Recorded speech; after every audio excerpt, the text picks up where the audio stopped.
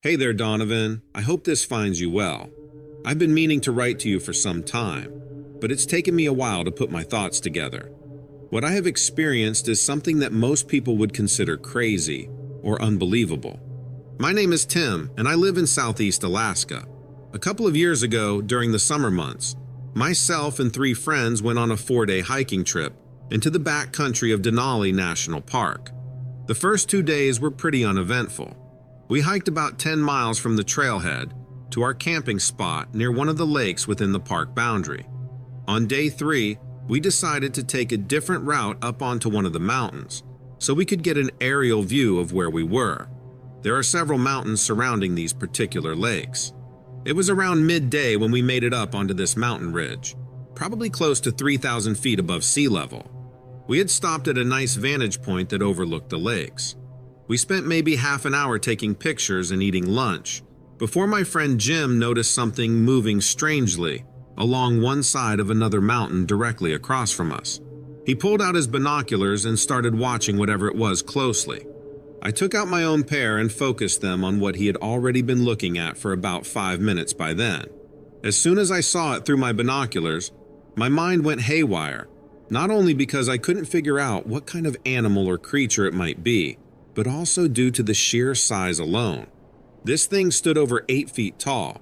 Its arms hung down below its knees like I've seen apes do when they walk on their knuckles. It wasn't covered with hair though, like most descriptions given by eyewitnesses of similar creatures.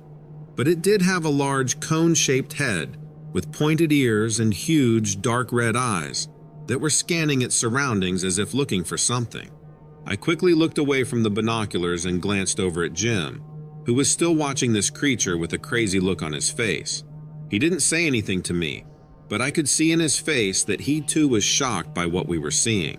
As I continued to watch this thing, it began moving along the mountainside, not walking on 2 legs like you would expect of a 2-legged creature.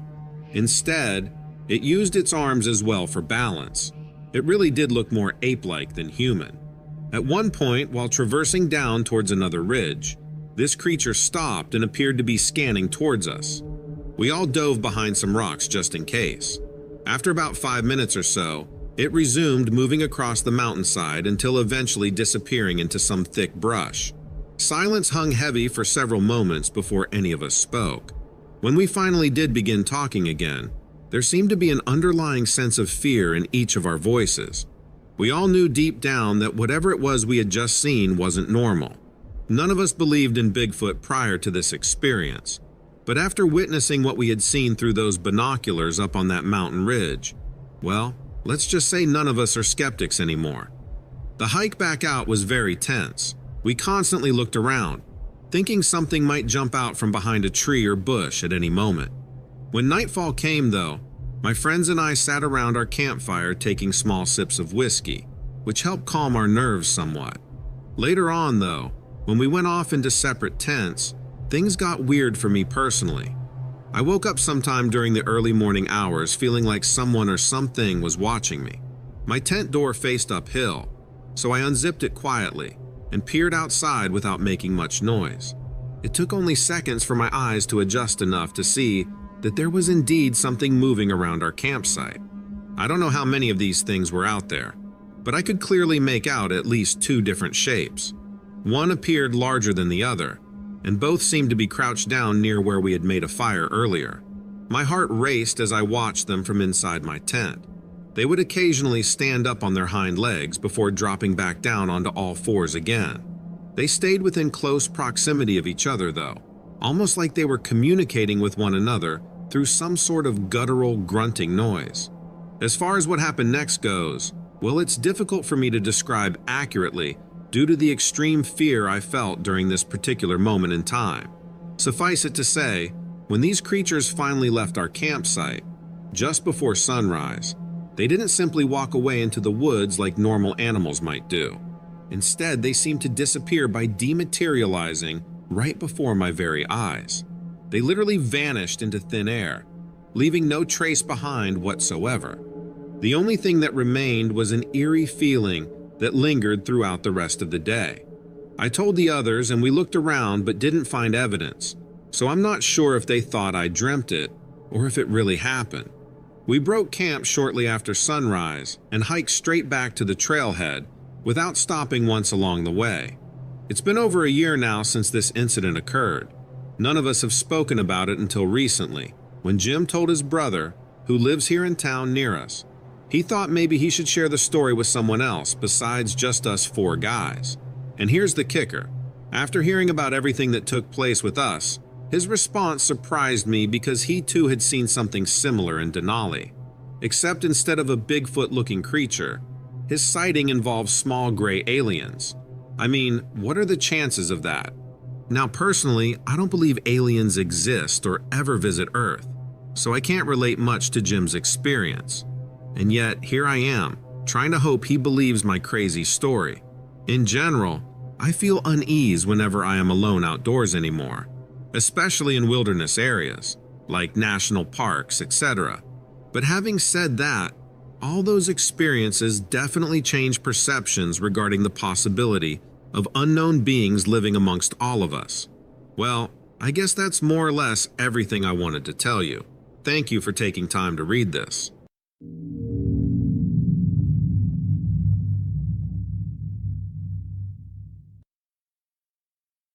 I am writing to you because I need someone to believe me.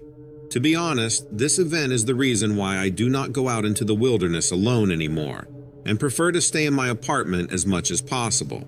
I was a young woman when it happened in 2012 and was about 25 years old. It took place during my second year of studying abroad at an American university in Seattle, Washington. I'm from England, by the way. I had decided, since Alaska was so close, and considering its reputation for being a vast wild land, that I would travel there over my summer break. After researching different national parks in Alaska online, I eventually settled on one located within Wrangell-St. Elias National Park and Preserve, which happens to be America's largest national park. Go ahead and look it up. It's literally larger than Yellowstone National Park, Yosemite National Park, and the country of Switzerland all combined. My reasoning for choosing this particular location was largely due to how isolated it appeared to be on maps, with very few roads or signs of human civilization.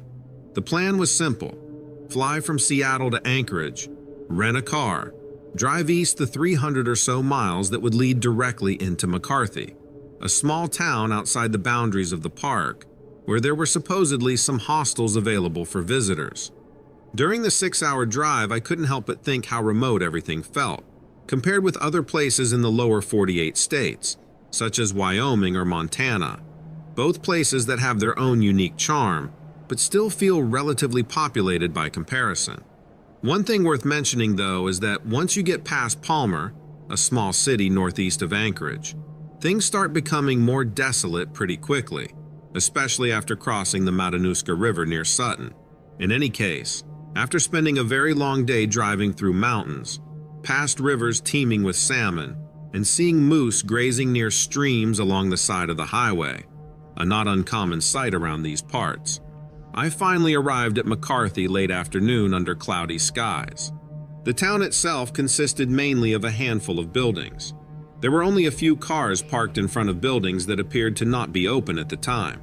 A few people could be seen walking around or sitting on benches near the post office, but otherwise it was a quiet town with not much going on. As mentioned earlier, I had done some research before coming here and knew that there were a couple of places to stay in McCarthy, so I headed towards one of them, which turned out to be quite a nice place despite its rustic appearance. It took about 20 minutes from where I parked my car down a gravel path behind trees until I reached the entrance to the main building. Due to being later in the day, I didn't expect to see anyone working in the reception area, but I noticed light shining through the window when I approached the door, so I decided to give it a try anyway. Upon entering the hotel lobby, I saw a young woman standing behind the counter. She introduced herself as Amy and explained she was the manager, while the owners were away for the summer season visiting family in the lower 48 states. Amy also told me about nearby trails leading into the park if you wanted to go hiking and explore the surrounding wilderness more closely, something I was definitely interested in doing, along with a map showing all these different routes available to visitors. Following dinner at a local restaurant across the street from the hotel, I went back to my room to get some rest, since I had planned to start early the following morning, catch a sunrise over the mountains, and hopefully spot wildlife wandering in their natural habitats. Before continuing to describe events that occurred the next day, I need to explain something else. During previous trips to other national parks such as Yellowstone, I experienced many encounters with bears, wolves, foxes, etc., and have always been able to avoid confrontations successfully using common sense and caution whenever necessary. I'm saying this because I want you to know that I wasn't completely naive to nature, thinking I wouldn't run into any problems. I'm also aware that Alaska has a higher concentration of large predators compared to the rest of the U.S. due to the vast amount of undeveloped land, combined with abundant food sources available to these animals throughout the year, particularly salmon. But none of this deterred me from coming here wanting to see these creatures firsthand, so I made sure to carry bear spray at all times, just in case I needed to use it to protect myself, in case a close encounter occurred. And now, finally, the moment you've been waiting to hear. The actual sighting happened early in the morning, while hiking one of the trails mentioned earlier. I can't remember which specific trail I took since there were several to choose from, but I think it was either Root Glacier or Kennecott Mine Trail, both leading into different parts of the park. As I approached the fork in the road, deciding whether to continue towards the glacier or explore the old mining area, I heard this intense rustling noise behind trees right next to where I was standing. I turned and looked, expecting to see a moose or deer or something similar suddenly emerge into the clearing in front of me, except it wasn't anything like that at all. What I saw defied description in words, and even now, I struggle to find a proper way to describe what I witnessed without sounding completely insane. In the simplest terms possible, imagine a giant hairy creature walking on two legs, resembling an ape, yet with a more human-like appearance.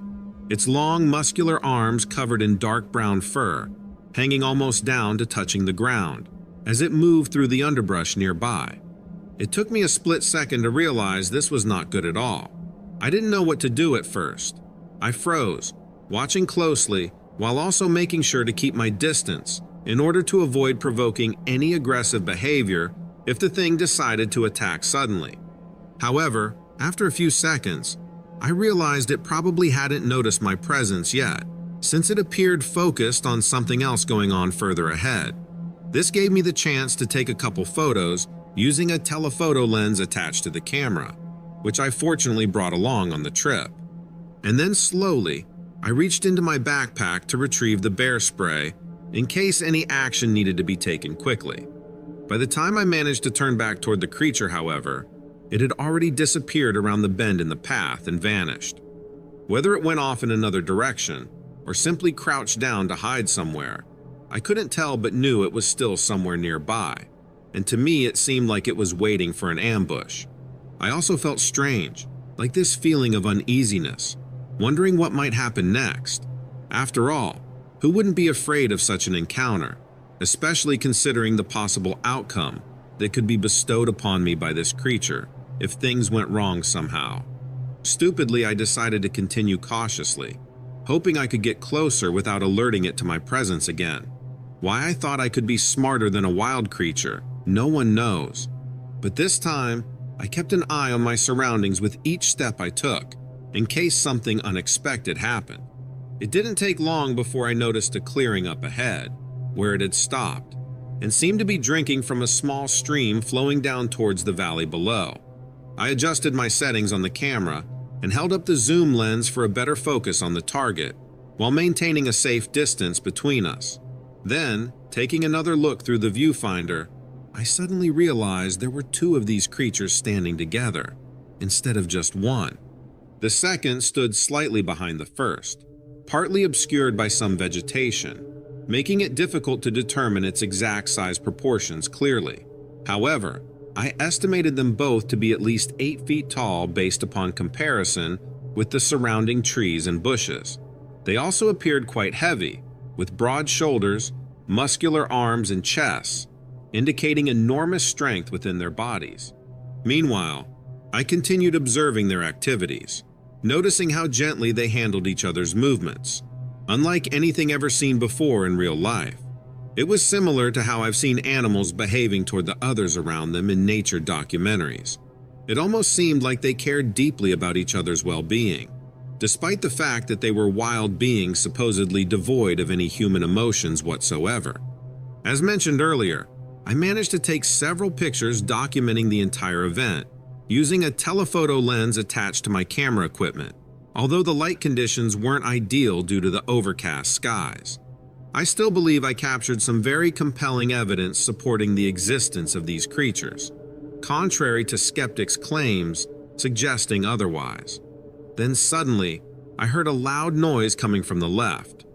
I immediately and instinctively turned in the direction of this noise, expecting to see someone else approaching. Suddenly, much to my surprise, I found another individual of similar appearance emerging from the woods right in front of me. Only it was a much smaller being, roughly half height to the original pair. This third resembled a juvenile, perhaps the offspring of the adults, presumably learning the survival skills necessary to thrive in an environment like the one in which we were in currently. Curious, I checked the telephoto viewfinder to see if I could make out any facial features despite the distance between us, about 50 yards. Unfortunately, I didn't manage to get a clear shot of its face due to obstructing foliage, but I clearly noticed how it seemed to mimic the movements of its parents perfectly, while imitating their gestures and actions. These were indeed genuine creatures living and breathing in a reality that existed right in front of my eyes at that very moment. Was this all a dream? Was I hallucinating? I couldn't believe I was witnessing this in real time. Yet everything felt really authentic, unlike anything I had ever experienced before in life, regardless of whether it was fiction or fact.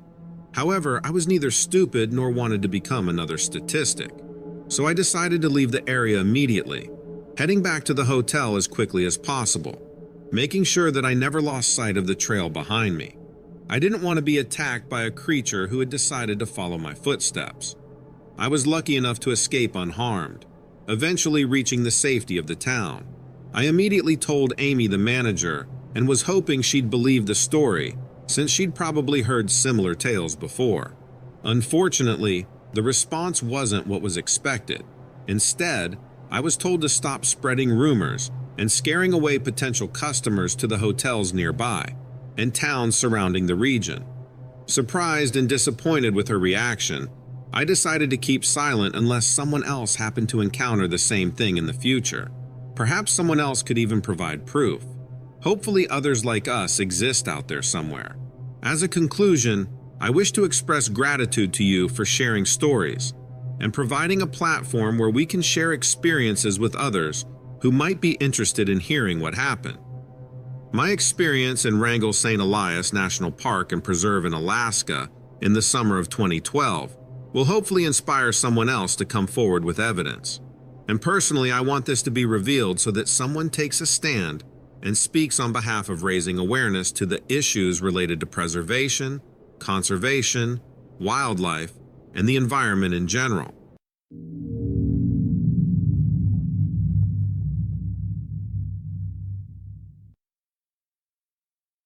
Ever since we got married, my wife and I made a promise to each other to keep the spirit of adventure alive in our relationship, no matter how mundane life got.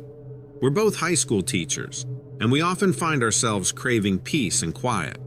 Sundays became the day we would take our little escapades from the world, a tradition where we'd pick a random spot on the map within driving distance and just go. It was our way of keeping things fresh, exploring the unexplored, or sometimes just finding a new place to enjoy a quiet moment together. This particular Sunday was no different, or so we thought as we pulled some food and drink together, eager to escape the city. This week, we decided to head to Yosemite National Park in California. We are lucky that it is only a few hours' drive from our house. And let me tell you that driving to the park felt like shedding layers of the weekly grind with every mile we put behind us. Even the drive there is inspiring and makes you realize how small your problems are when you find yourself in the enormity of nature. The park itself, known for its sprawling landscapes and tranquil settings, seemed like the perfect getaway. It was about 1 p.m. when we arrived. To our dismay, though, it looked like the world had the same idea this weekend, and the place was buzzing with people. After circling around, we found our little oasis, a secluded spot near the woods, shielded by large rocks, away from the crowds. We headed out along a trail, both carrying backpacks with our food and drinks, and hiked for about 45 minutes before deciding to stop at an area we found with a flat rock that overlooked more of the park. We stopped there and sat down to take a break. While we were reveling in the peace, my eyes caught something peculiar in the sky. White spheres or orbs danced above the tree line, moving in a manner that didn't resemble anything typical of nature or man-made flying objects. I nudged my wife, pointing them out. She glanced at them with mild interest before returning to her meal. It was odd but not alarming, especially since they weren't super noticeable in the light of the day. It wasn't until the silence was shattered by 2 deafening booms, sending a wave of unease through us, that she decided she should pay attention. Curiosity got the better of me, and I stood up and looked in the direction of what I thought was the sound's origin, only to see and find nothing. I decided to walk a bit down a path, and my wife followed me, not wanting to be alone. The park's vastness and isolation suddenly felt more eerie than peaceful. We both had the instant feeling of how dangerous it can be to be out on your own with no one else around. Returning to our spot, the world around us seemed to have paused. It was in this total silence that real fear crept in. My wife was visibly shaking as she clutched my arm.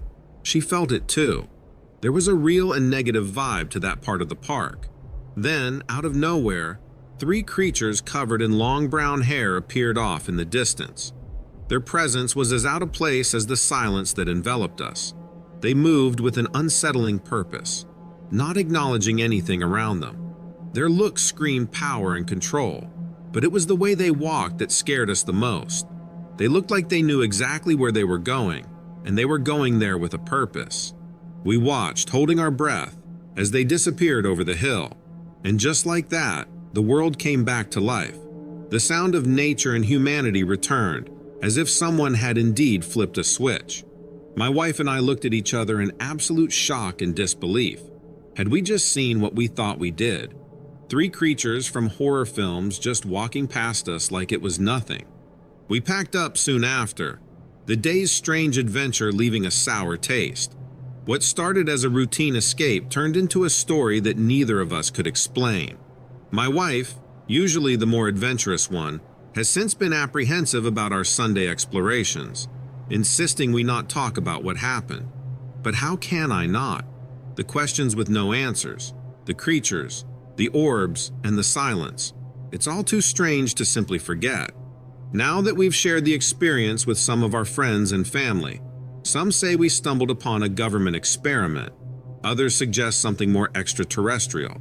But in actuality, the truth remains elusive. So to anyone out there listening to this tale, I ask, what do you think we saw that day? Have you ever encountered something so out of the ordinary that it defies explanation? And how about 2 strange phenomena in one day? In sharing this story, I hope to find answers, or at least others, who've witnessed the inexplicable. Perhaps in the end, I'll figure it all out, but I don't have high hopes for that. But that won't stop me from seeking the truth. Thank you for listening.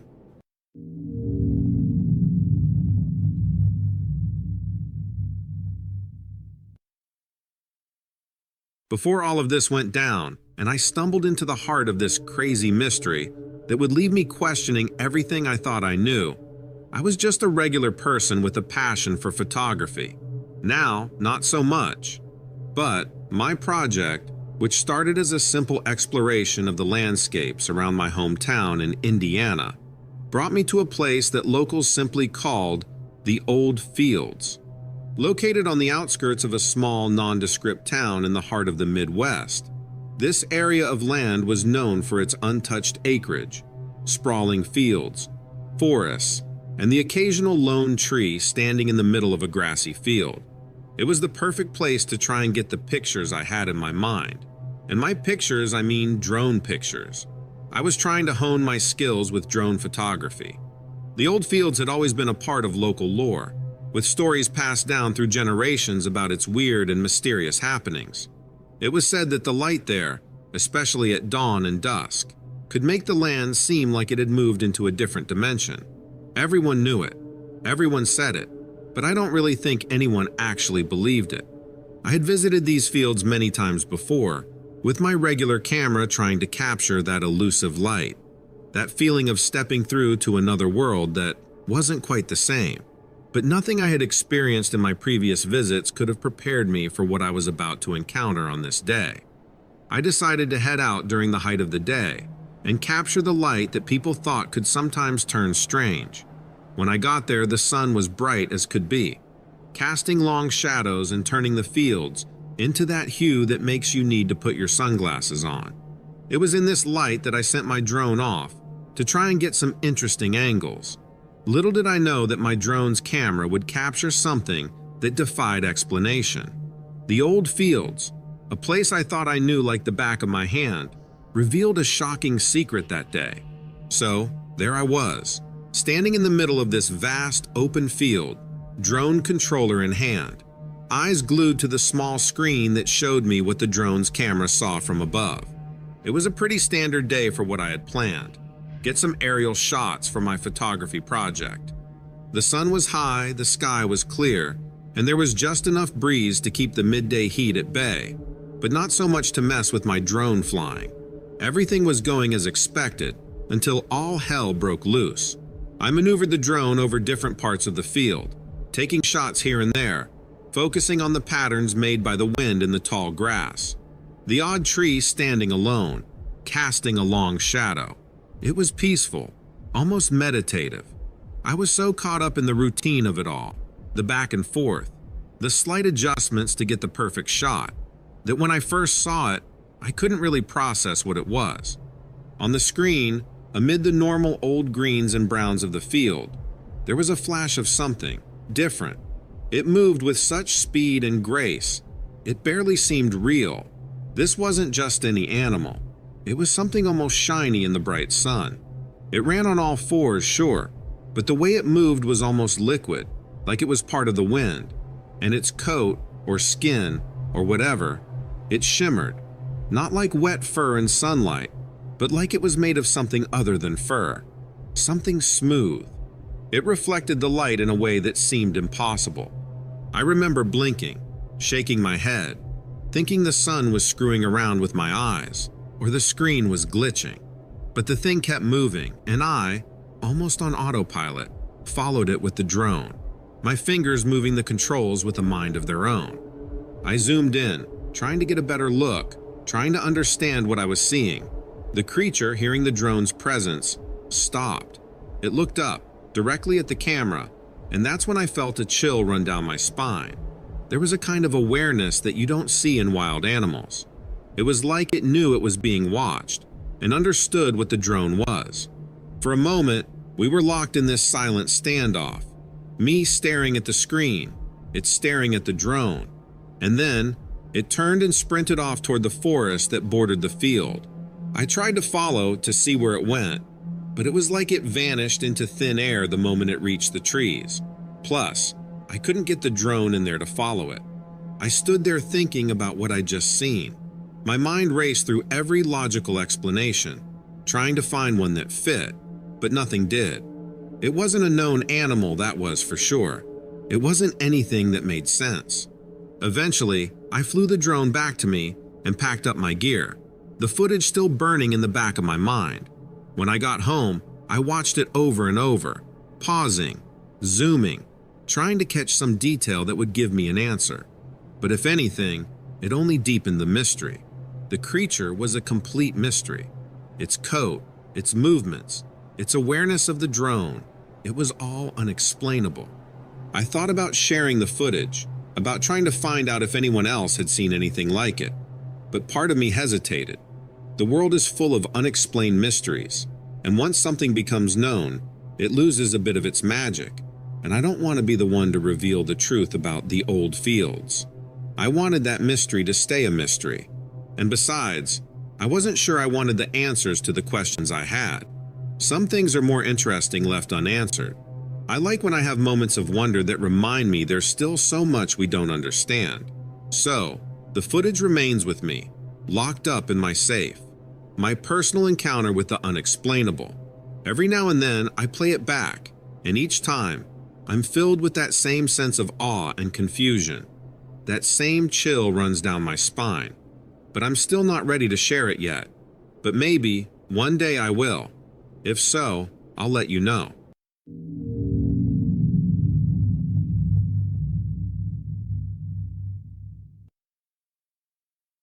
April 2017. I was spending the week with my mom and my new stepdad up in northern Michigan. It was 2017, and I was halfway through high school. Classes were still in session, but on account of my mom's new marriage, my brother and I were allowed to spend some extra family time together outside of school. My mom seemed to feel a vacation would somehow bring us all closer.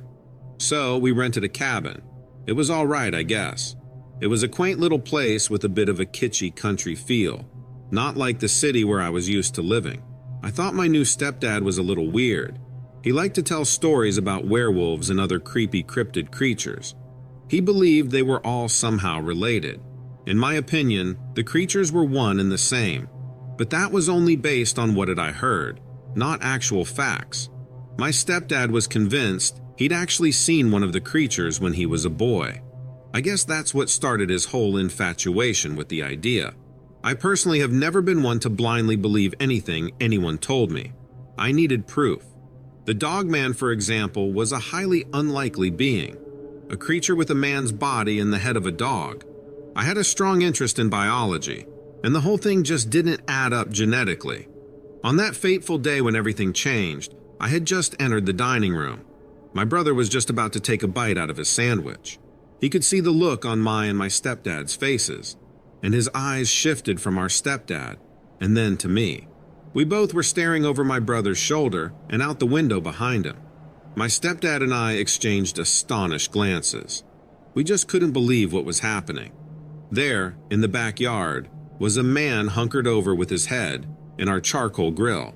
It was odd behavior to say the least. My stepdad had made us all steak and a salad for lunch, but the surface of the grill had been cooled to the touch for some time, so why anyone would want to sniff the bricks of coal was beyond me. I think my brother thought we were staring at him. He lowered his sandwich down toward his plate as if being silently judged. My stepdad and I, of course, weren't judging anyone. We continued to watch in horror as the man lifted his shaggy mane and sniffed around. It was then we realized this was no ordinary man. In fact, it wasn't a man at all. The shirtless human male torso appeared to be chestnut brown in color. Yet the head was what captivated us the most.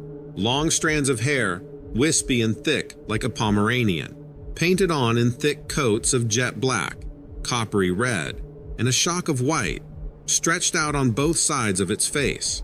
Oh, but the eyes. The eyes were what kept us mesmerized. They were both a piercing amber color.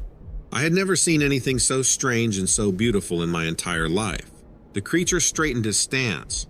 He knew he'd been seen and that we were watching him. I tugged on my stepdad's shirt sleeve. We sprinted from the dining room through the kitchen toward the back door and towards the patio area. We both charged for the door.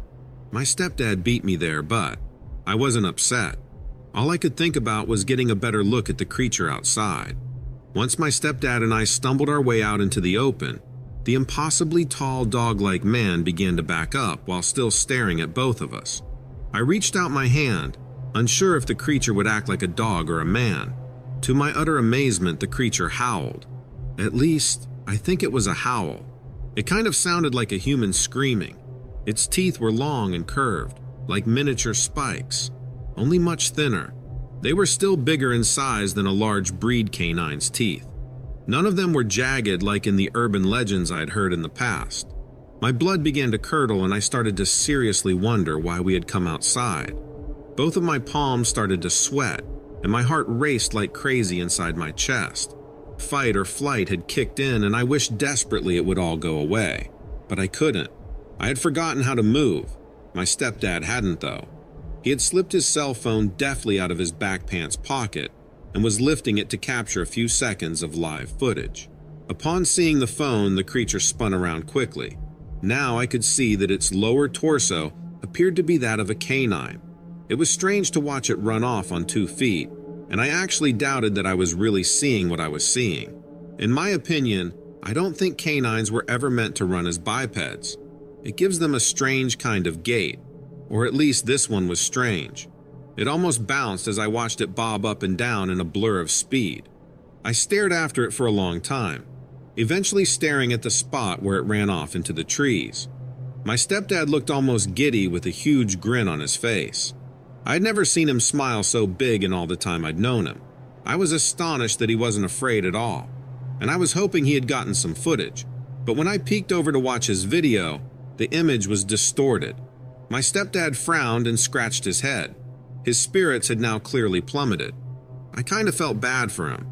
He'd waited so long to prove the existence of these wild creatures, and now it had shown up and he had no proof, other than the fact that my brother and I had both seen it.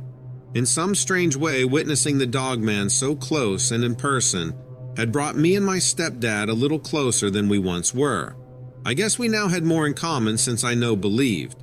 Just like him, we headed back inside the house, not in defeat, but as a newly formed team in search of the truth. I know it exists. He knows it exists. And now you know it too. That is, as long as you believe what I'm saying. My suggestion is to never stop believing in these creatures. I know I won't.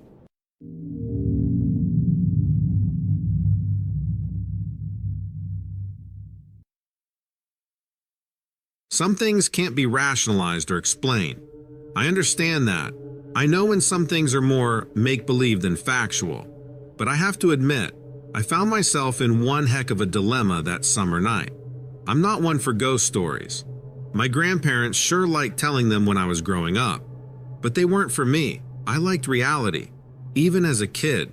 So that's what makes this encounter so difficult for me to express, because I cannot explain with certainty what all had happened. Being part of law enforcement, we are taught to think with logic and factually accurate information.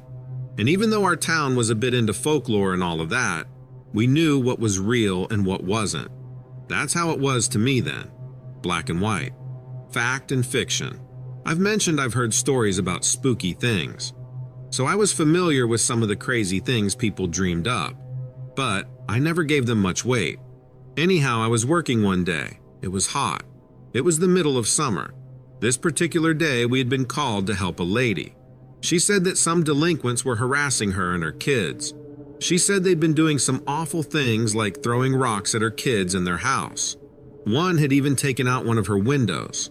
The woman was furious, as one might imagine. She said that her kids had been playing in the backyard and that they had seen someone in the trees. She said that they were throwing rocks at her kids.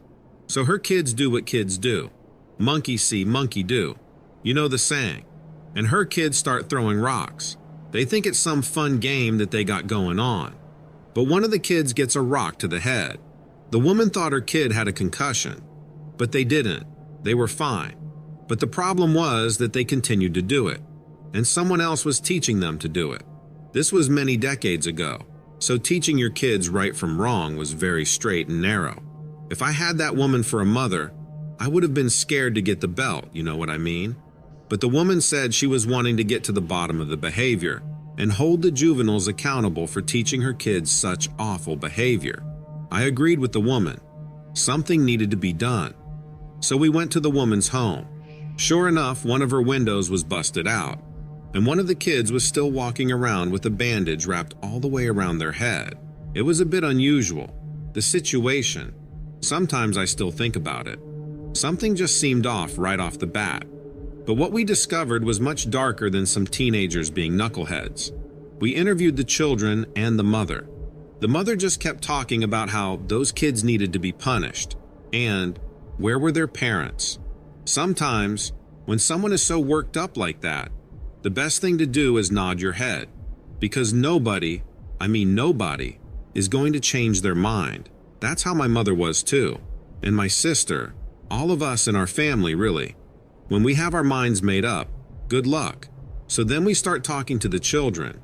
The oldest one stated that they were outside playing tag and that someone had been throwing rocks. So they started throwing rocks back. They said it was to teach the other person a lesson at first, but that it eventually turned into a fun game. The middle child, the one with the bandage, had said that they'd been playing this game for a couple of weeks now. They hadn't seen the kid who was playing with them, but that they were starting to make good friends.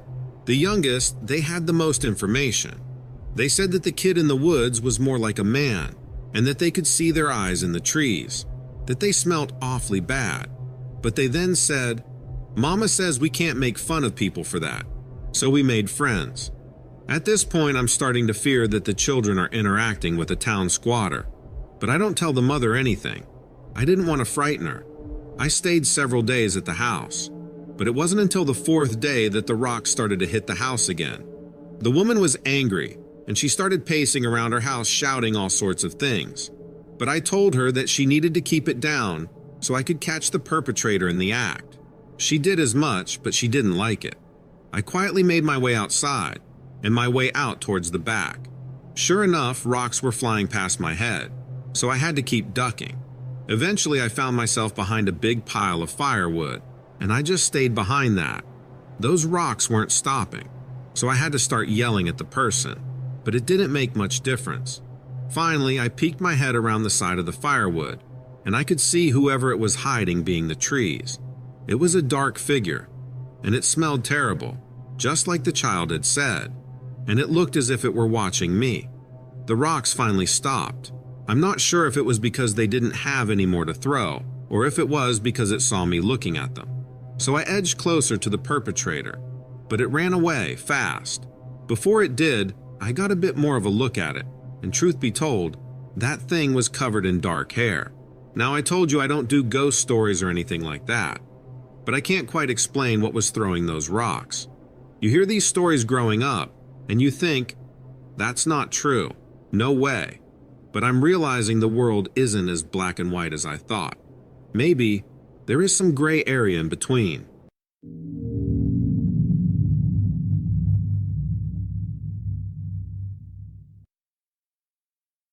I can't believe I'm writing this, but I've got to get this down just so I don't think I'm crazy. My sister and I have always been close.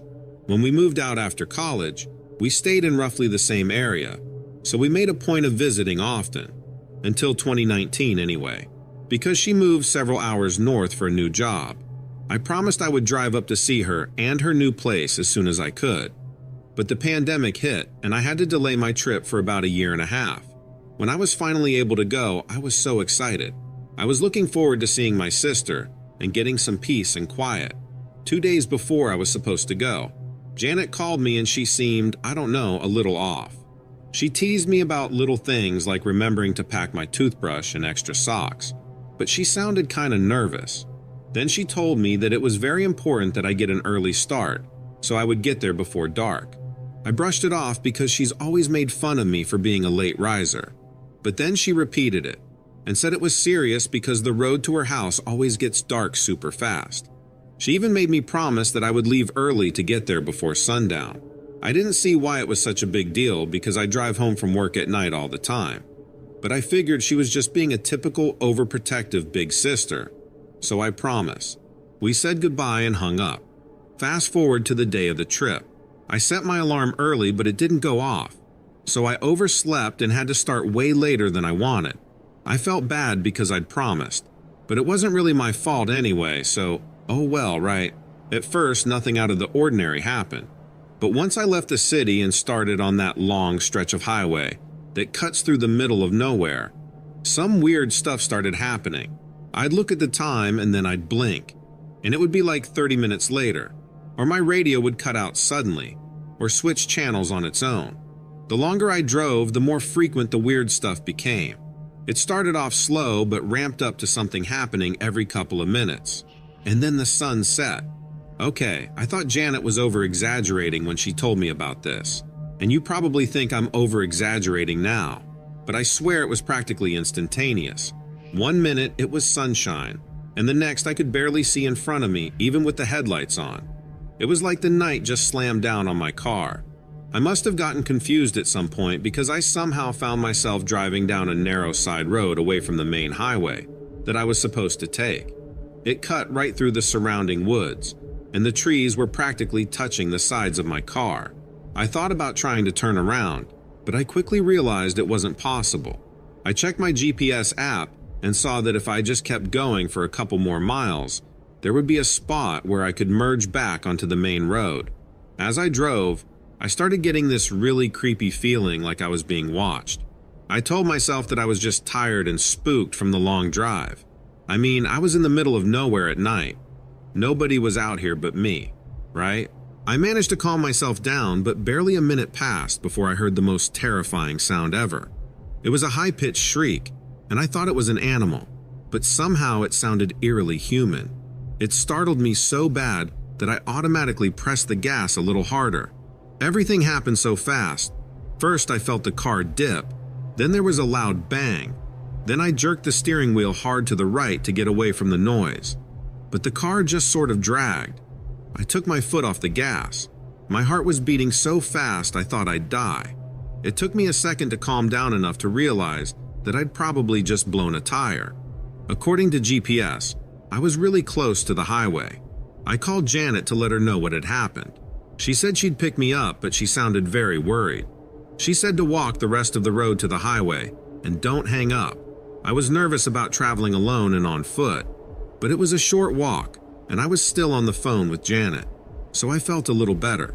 I had almost reached the edge of the trees when this awful stench hit my nose. It was definitely something rotten and decaying. I don't know what death smells like, but I'm sure this must be it. Then it happened. A blood-curdling shriek, just like before, but closer this time. Much, much closer. And it sounded like it was directly behind me.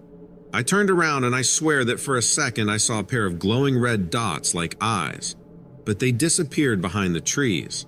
I freaked out and started sprinting for the highway. I don't know why, but somehow I was certain that something was pursuing me, and that it was just letting me go because it wanted to. There were no more screams, but that horrible smell stayed. After that, it was a blur. I just remember vague flashes. Reaching the highway, getting in Janet's car, walking in her front door. I don't think either of us said more than a couple words. The next morning, everything was weirdly normal. Janet was oddly chipper and gushed about being so glad to see me. My car was even parked in her driveway with all 4 tires intact. I tried to talk to her about what happened last night, but she just kept saying vague stuff about how it must have been a tiring drive, and how she always had weird dreams after a long trip. Maybe it was just a weird dream. Janet and I had a great time catching up and swimming in the nearby lake. Everything was perfect until it was time for me to go home. I hadn't gone into my car since I got to Janet's place, and when I opened my car door, I got hit full in the face by a horrible stench, rot and decay. It was the same horrible smell as that night in the woods. If the smell is real, then what else about that night is real? I don't know if I want to find out.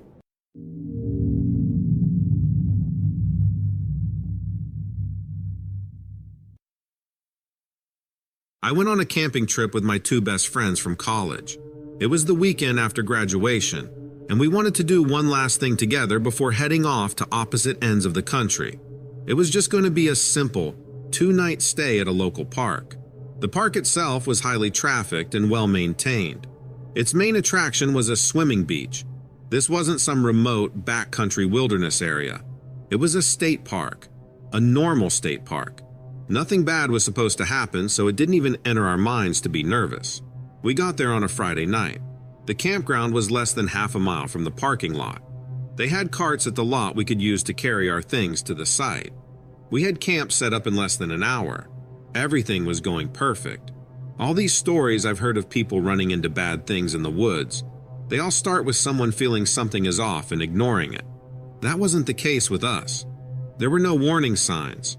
It was nearly dark that first night, and we all famished, but we decided to go for a quick swim at the beach first. Most of the daytime beachgoers had cleared out by that time. By the time the sun set, we had the beach to ourselves. Nothing there felt odd or out of place. However, just as we were leaving, all 3 of us saw a white light across the lake. At first, it looked like the moon's reflection off the still waters of the lake. We all stopped what we were doing to watch this light, almost as if we were in some sort of trance. Clouds passed over the moon, hiding it from view, and yet the light was still there, gleaming off the water. The longer I stared at it, the more I wanted to figure out its cause. I started walking toward the lake, but my friend stopped me. She asked what I was doing, and I told her honestly, I don't know. I don't know why I did that. The longer I stared at the light, the more I was drawn towards it. That was the point. I should have known something was wrong, but I didn't. I never felt that I was in the presence of something evil. My friend figured it must be some sort of optical illusion and said as much. We agreed and went back to the campsite. We made dinner over the campfire, and the situation with the light fell to the back of my mind. I still wondered what it was, but it wasn't as all-consuming as when I was watching it at the lake. We all had a really fun night at the campsite. It had rained overnight, but our tents held up. There was a bit of standing water around various parts of the campground. I didn't notice it until I went for a walk around that morning and stumbled upon a fairly substantial pool right in the middle of the path. The water almost looked black, and in the center of the pool was the light. The same light we saw in the lake the night before. I knew then that the light was beneath the water and not a reflection of something above. I ran back to the campsite to get my friends and show them the pool. The only problem was that when I brought them to the area, it was just a normal pool of water. It was clear, not black, and there was no light floating around inside. I shrugged off the strange experience and we went for our morning hike. Again, we had a perfectly normal day. We hiked nearly 8 miles in total, had a nice picnic lunch, and made another great dinner over the campfire. We elected not to go to the beach that night. It was around 3 a.m. Sunday morning, the final day of the trip, when I awoke to someone screaming in the woods. I jumped up and climbed out of my tent. It was my friend. She was having a nightmare. I should mention that this friend sometimes has night terrors and talks in her sleep. It doesn't happen often, but it does happen. I was almost relieved when I realized it was her, and not someone being harmed. We woke her up and kept her calm while she came to the realization she was having another night terror and that nothing was wrong. I made some coffee with the camp stove, and we all sat up together in my tent. I asked her what her dream was about, and she just looked at me with dead eyes and said, "There's something in the water. Don't follow it." I asked her to elaborate, but she either couldn't or wouldn't. We tried going back to sleep, but none of us were able to. I wanted to ask more about the thing in the water, but I didn't want to further traumatize my friend. In all probability, it was just a bad dream. There was nothing to be afraid of. Despite all of us being tired that morning, we went for another hike and had another good day in the park. We had an early dinner and started to pack up our camp and haul everything to the car. We had underestimated the amount of time it would take to get everything loaded, and it was nearly dark that day before we were ready to leave. We had to drive past the lake on the way out of the park. When we passed by the lake, I got sick all of a sudden. Really sick. Like I had to pull over because I thought I was going to vomit. As soon as I stepped out of the car, I felt better. But then I looked to the lake. There was that white light again. It was dancing beneath the surface of the lake. I couldn't take my eyes off it. It was like I was paralyzed. The light seemed to elongate like a snake and slithered from the far end of the lake towards the beach. When it got to land, it threw itself upon the earth. It looked like a pool of liquid at that point, like what moonlight would be if you could catch it in a bottle. The liquid stared, moving, like it was going to change form or become something else. I felt a hand grab my arm and pull me back into the car. It was my friend. "I told you, don't follow it," she said, and we left. I never went back to that park, and I never figured out what the light was. I asked my friend who had the dream about it, and she would only tell me that it was evil. That was it.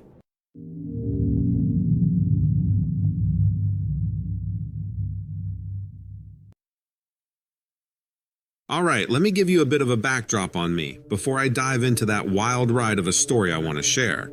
So I'm just your average Joe, or in my case, let's just say my name's Alex.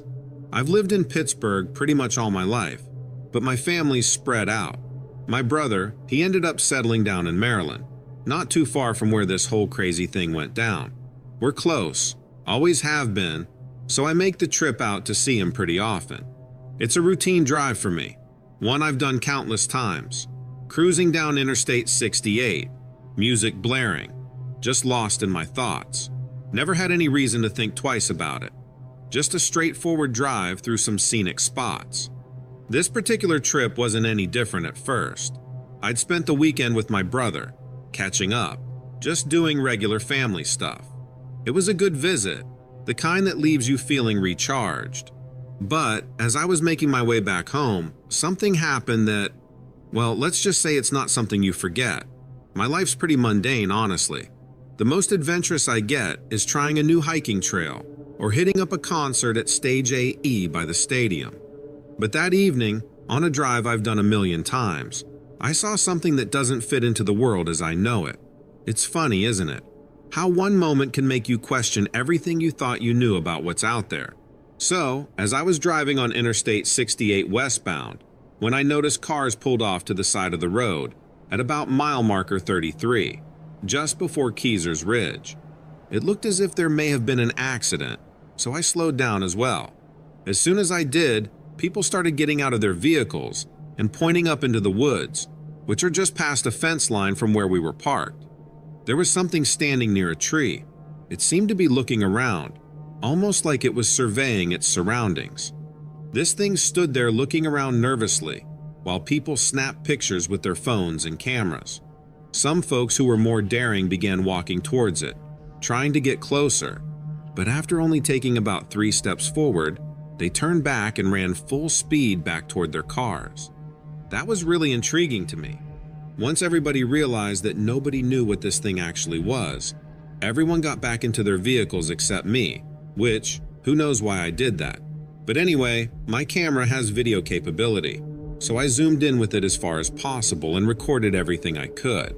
The area is wooded here, but where we stopped is mostly open pasture land leading up onto mountainsides. At one point, more vehicles started to stop, and one of the vehicles pulled over across both lanes ahead of us, causing traffic backups. The driver must have been completely confused. People started honking horns, yet he stayed parked, blocking both lanes. I'm guessing he was trying to get a better look or something. The thing stood there in the same spot for about 5 minutes, then turned and walked back into the woods behind it. That's when I lost sight of it. As soon as that happened, everyone started getting back into their cars. So there I was, standing by the side of the road, camera in hand, feeling like I just stepped into a scene from a sci-fi movie. My mind was racing with questions. What was that thing? Why was it here? Did anyone else get a good look at it? But as quickly as the chaos erupted, it settled. People were ready to move on. The traffic cleared up, and there I was, still trying to process what I'd just seen. I got back into my car, my hands shaking a bit as I put my camera down on the passenger seat. The drive home was a blur. I kept replaying the footage on my camera, trying to make sense of it. I knew I had to share this with someone, but who would believe me? When I finally got home, I immediately called my brother. I told him everything, from the unexpected stop on the interstate to the mysterious figure in the woods. He was skeptical, of course, but he could hear the seriousness in my voice. We talked about what it could possibly be, throwing around ideas from a lost hiker in a weird outfit to something not of this world. It was the kind of conversation we hadn't had since we were kids, letting our imaginations run wild. But this wasn't imagination. This was real, and I had the video to prove it. I spent the next few days obsessing over the footage, doing some research, trying to find any reports of similar sightings, or maybe some local folklore that could explain what I saw. Nothing fit. It was as if what I'd encountered didn't belong to our world, or was so rare that it hadn't been documented yet. The video, as clear as it was, raised more questions than answers. I uploaded it to a few forums, hoping someone could shed light on the mystery. But all I got were wild theories, and a few skeptics calling it a hoax. In the end, I never found out what that thing was. Life went back to normal, or as normal as it could after an experience like that. The video remains on my computer, a digital relic of the unexplainable. I still think about that day, wondering about the possibilities of what exists just beyond our understanding. It's a reminder that no matter how mundane our lives may seem, there's always room for a bit of mystery, or maybe even a crazy encounter with something that shouldn't even be alive.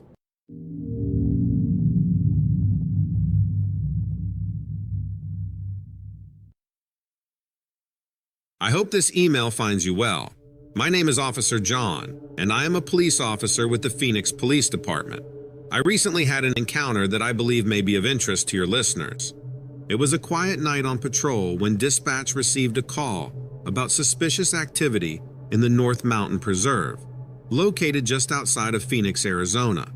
As the closest unit, I was dispatched to investigate what was happening and report back to base. Arriving at the preserve, I parked my patrol car near one of the trailheads, the one nearest where the encounter supposedly happened, and stepped out into the cool desert air. I remember that the moon was full that night, casting an eerie glow over the landscape, and as I walked, I was very aware that the only sound was that of my own footsteps crunching on gravel as I made my way down one of the trails. There was an uneasiness to the night, but that didn't clue me in at all to what was about to happen. As I walked deeper into the preserve, an unsettling physical feeling washed my body. It felt as if someone or something was watching me from within the shadows of huge saguaro cacti and twisted mesquite trees, like something was darting around and keeping up with me. Goosebumps prickled across my skin despite this being Phoenix, where it doesn't get too cold. Suddenly, a distinct movement caught my eye off to my left. Turning towards it, I saw a figure dart behind a large boulder up ahead. Instinct kicked in and adrenaline surged through me as I drew my flashlight and cautiously approached. Peering around the boulder, what met my gaze is something I will never forget if I live 100 lifetimes. There before me stood what can only be described as a creature straight out of nightmares, tall and emaciated with long limbs ending in claw-like hands that seemed too big for its body. Its skin was pale white and stretched tightly across its skeletal frame like parchment paper, ready to tear off of its frame at any moment. Its eyes were large orbs devoid of color or life, nothing more than empty black voids staring back at me. For a moment, everything stood still, the silence between us heavy with tension. I had heard stories, the kind you tell as kids or among officers after a long night, but nothing, absolutely nothing, could have prepared me for something like this actually happening to me. My training didn't cover encounters with creatures that shouldn't exist outside of folklore. Yet, here we were, standing and facing each other. Two tried to steady my voice, reaching for my radio to call for backup, but found myself unable to look away from those eyes and unable to even talk. The creature, as if sensing my intent, let out a sound that chilled me to the bone, a low, guttural moan that seemed to echo off the mountainside. It was a sound that I would never be able to describe in words. It was, literally, otherworldly. Without warning, the creature turned and vanished into the night, its movements almost too fast for the eye to follow. I then started frantically looking around, trying to determine where it went and if it was still close by. Basically, was my safety in trouble, or not? I almost couldn't function at this point, but knew I needed to pull it together to keep myself alive. So, I dug into my training and gathering my wits, I cautiously continued my patrol, expecting the creature to reappear at any moment. But unbelievably, the rest of the night passed without incident, the only sounds being the occasional rustle of wildlife and the distant hum of the city, both of which caught me off guard more than once. In the days that followed, I found myself obsessing over the encounter. I scoured old police reports, both local and within the surrounding areas, as well as online forums. I even reached out to other officers to see if anyone had experienced anything similar. The answers were always the same: rumors and half-beliefs about creatures of the desert, but nothing concrete. No one had actually seen anything in person, just me. It was as if the creature I had seen existed in a world where it didn't want to be found, and yet I was the lucky one to come across it, if you can call that lucky. I'm sharing this story with you not as a warning or a tale of caution, but as a reminder to be aware and keep an open mind. Despite our advances in technology and science, There are things out there that defy explanation, that remind us of the limits of our understanding. As for me, I continue my patrols, always half expecting to encounter that creature again. But whether I do or not, that night in the North Mountain Preserve has changed me. It's a reminder that sometimes the most profound encounters are those that leave us with more questions than answers, and that the world is far more mysterious than we could ever imagine.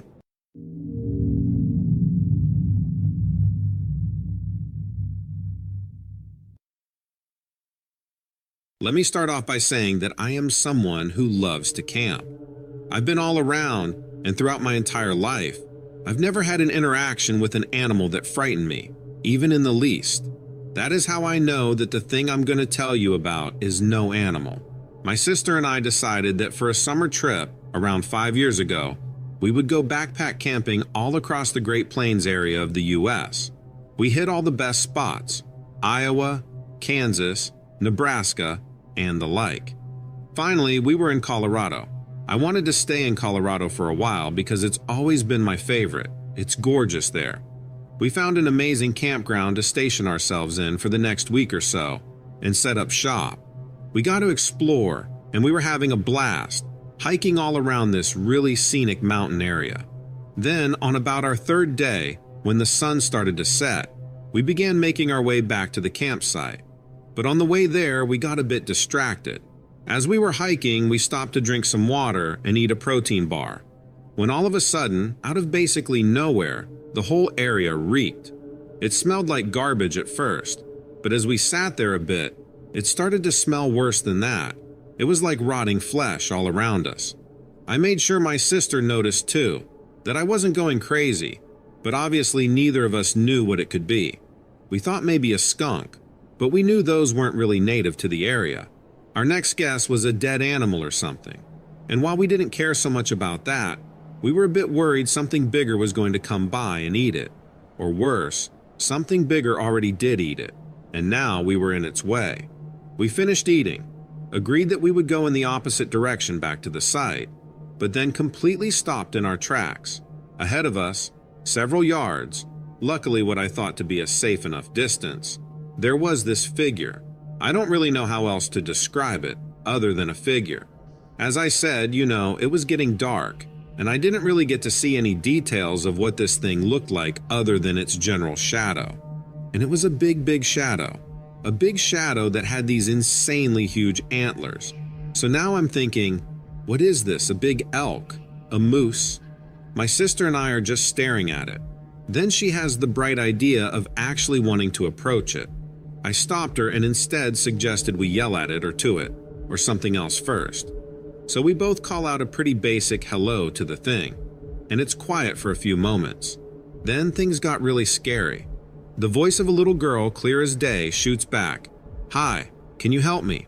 We both absolutely flip out because the thing we are looking at is not only definitely not a little girl, and arguably, it's not even human.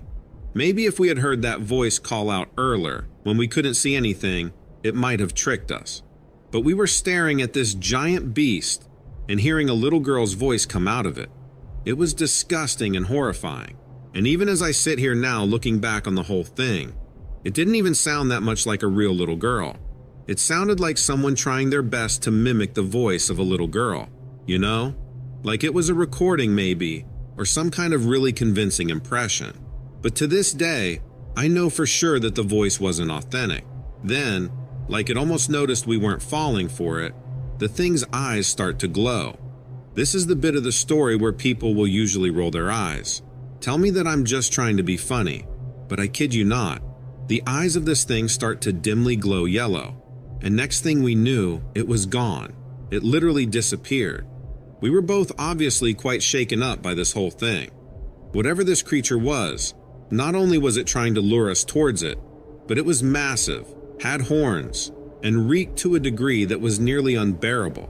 This whole thing was now feeling supernatural or something. Anyway, we instantly realized that approaching it was absolutely the wrong choice. We slowly retreated and made our way back to the campsite and said, "Screw it. It's already past dark. If we stay here, we're probably safer than if we take the several-mile hike through the wilderness to get back to the car." I can't lie. I don't think either of us slept a wink that night. It was crazy. I mean, what the hell was that thing? But then, of course, that wasn't even the last of it. The next morning, right? We get up, we start packing up all of our stuff, and lo and behold, just as we're about to get the hell out of there, the smell is back. That nostril-burning stench of rot was just all around us, just like the night before. I'm a little freaked out, but I also didn't know if the smell was necessarily related to the thing we saw.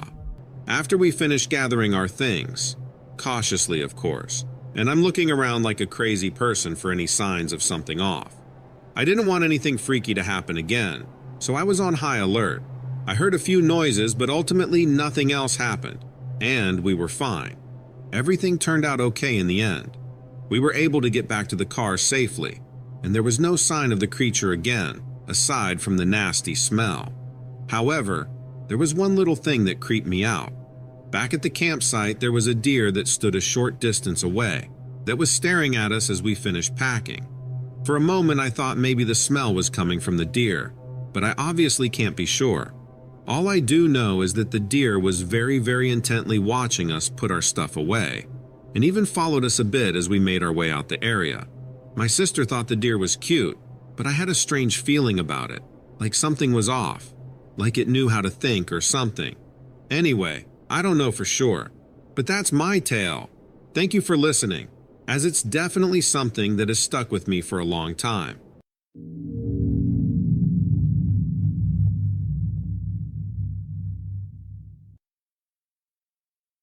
I was on a hiking trip through Idaho with my partner, and we had heard of an elusive backcountry hot spring when we were in town and starting out. We got the general location of the hot spring from another hiking group we met at the lodge we were staying in. It was pretty remote, but they claimed it was worth it to make the hike. They camped there for 2 nights and said they didn't see a single soul on the trail there or back. The fall weather was starting to come in, making the idea of the wilderness hot spring seem pretty enticing. There was rumored to be a hot waterfall in the area, fed by the geothermal spring. The other group were unable to find it, but we figured we'd try our luck. We packed our overnight backpacking gear and headed out that morning. The road to the trailhead was a rough drive. We definitely needed to use the 4-wheel drive a couple of times along the way. I remember it was cold. We wore our light, packable winter jackets, but it wasn't quite cold enough yet for parkas. There was no snow on the ground yet, but the night temperature was expected to get below freezing. There was a winter storm on its way, but we planned to be back in town well before then. The hike to the spring was only about 4 miles from the trailhead, but it was challenging to say the least. The trail was rocky and, in some places, very difficult to keep track of. I could see why there weren't many people up there. We made it to the spring a couple of hours before sunset. It was exactly where the other hikers said it would be. And, while the trail had worn us out, slipping into the steaming hot spring was absolutely worth it. The air was cold enough that the steam pooled around the edges like mist. The place was magical. I don't know just how long we stayed in the spring, but it was probably too long for our own good. That night, we set up our little backpacking tent and planned to get up before dawn the next morning and watch the sunrise from the spring. Everything was going perfectly, which usually doesn't happen on backpacking trips, no matter how well you might prepare. But as soon as the sun went down, we started hearing things outside our tent. It sounded like someone was walking around, first by the spring and then near our campsite. At first, we thought it was an animal, but the footsteps were unmistakable. They were human. This hot spring was on national forest land. It was open to the public and camping was allowed wherever you felt like it. So, another hiker coming up here was well within their rights. Maybe they didn't see our tent and were hoping, like we were, that they would be able to enjoy the hot spring before the winter storm rolled in. Neither of us wanted to have a confrontation in the middle of the night in the Idaho forest. You hear all sorts of stories about crazy people out there, and we didn't want to take any chances. It was late in the season, but we both had bear spray canisters with us and kept them close throughout the night. We both got up just before dawn, like we had planned. I was the first to exit the tent and took a look around the area. There was a light dusting of snow on the ground, but nothing that wouldn't melt by midday. I checked for tracks, but there wasn't any sign of the mystery visitor that was wandering around the night before. For a brief moment, I thought maybe I had been imagining it. We ate breakfast, and still no sign of anything or anyone strange, so we decided to go for a soak in the spring before heading back down to the car. As we were heading to the pool, I noticed footprints around the edge. They were bare human feet. There was someone up here with us. The footprints went straight into the forest. There was no trail in that direction, just untamed woods. I couldn't fathom someone walking around without shoes in these temperatures, especially on freshly fallen snow. I was pretty scared, I'll be honest. The thought of someone out there messed up enough to be walking around barefoot had me on edge.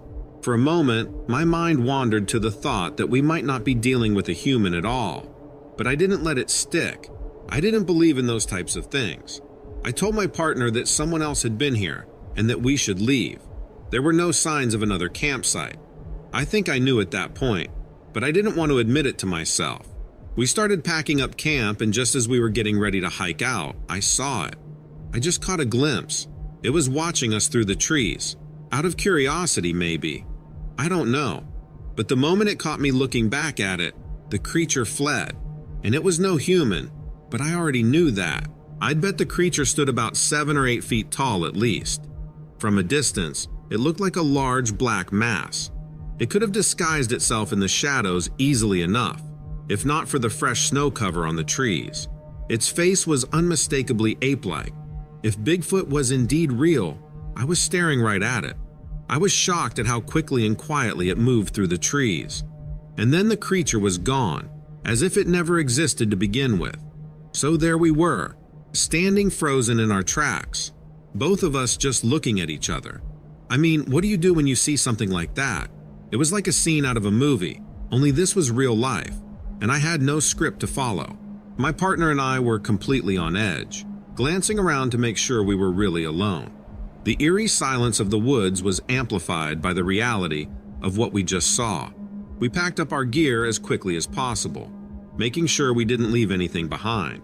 The whole time, I kept looking over my shoulder, half expecting to see the creature again. The hike back to the car felt like an eternity. Every sound in the forest made us jump. We both knew we were being paranoid, but it was like the woods themselves had come alive. The thought of the creature following us, watching us from behind the trees, weighed heavily on our minds. When we finally reached the car, we threw our gear in the trunk and got in as fast as we could, locking the doors and starting the engine. It was only when we were on the road, miles away from where we saw the creature, that we finally started to breathe easier. We didn't talk much on the drive back. What could we say? It was like we both needed time to process what we'd experienced. I remember glancing over at my partner, his face pale, his eyes wide, and I knew he was thinking the same thing as me. What the heck just happened? Later, at a diner on the way home, we finally started to talk about it. We went over the details again and again, trying to make sense of what we'd seen. Was it really Bigfoot, or was it just our minds playing tricks on us? The rational part of me kept trying to find a logical explanation, but deep down, I knew what I saw. Since that day, I've never felt the same about the woods. I still love hiking and being outdoors, but there's always a little voice in the back of my head, wondering if I'll see it again. I guess it's one of those experiences that changes you, you know? I don't know if I believe in Bigfoot, but I believe in what I saw that day. And every time I hear a story about someone seeing something unexplainable in the woods, I can't help but think back to that morning, to those footprints in the snow, and to that large black mass disappearing into the trees. It's a memory that's as clear as day, and one that I'll never forget. So next time you're out in the woods, keep an eye out. You never know what might be out there, watching you from behind the trees. But hey, don't let my story keep you from enjoying the great outdoors. Just remember, sometimes reality is stranger than fiction.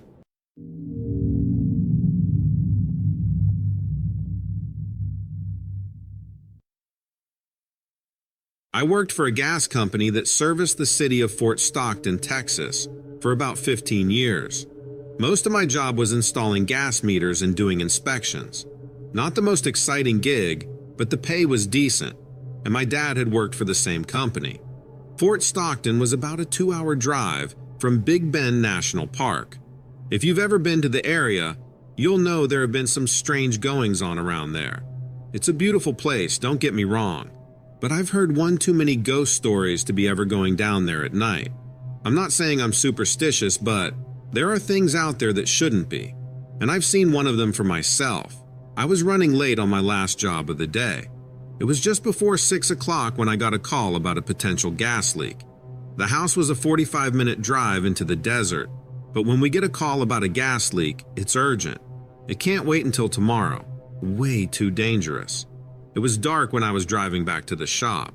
I couldn't tell what the animal was. I just saw a flash of black dart across the road. It ran right out in front of my truck.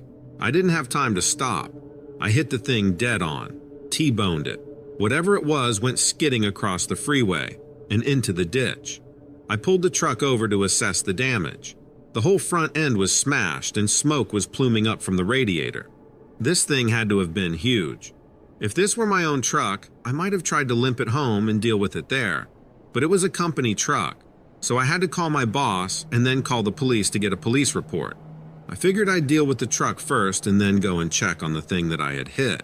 My boss called a wrecker, and I waited on the side of the freeway for them and the police to show up. All of this is pretty standard for the police. They blocked off the shoulder of the freeway and wrote up a report confirming the incident and the damage to the truck. The officer took a look at the truck and asked if I thought I hit a bear. There was a lot of damage, he said. And he also said twice that he was surprised I wasn't injured. Luckily, I was in the company truck instead of my sedan, because apparently I don't think I'd be alive if I was. I told him I didn't think it was a bear, but I wasn't sure.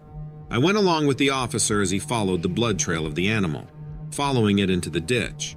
We eventually found it lying about 30 yards off the road down in some brush. We were both speechless when we saw it.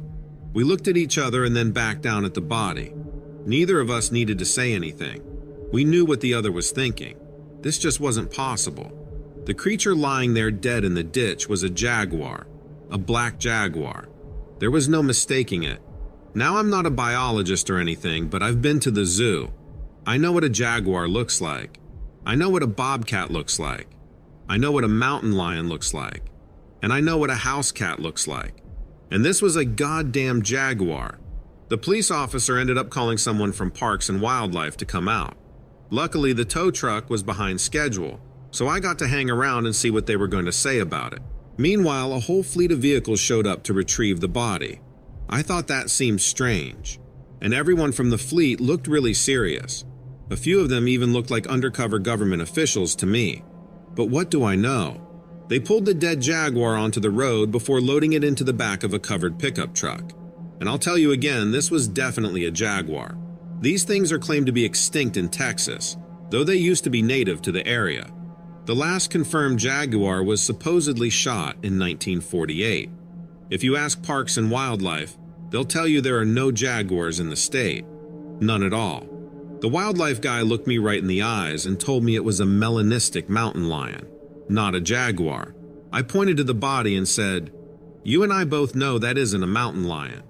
He told me if I kept going on about jaguars, that he was going to have to call an ambulance to have me checked out for concussion or brain injury. The look on his face told me he wasn't joking, and I took that as an indication to shut up.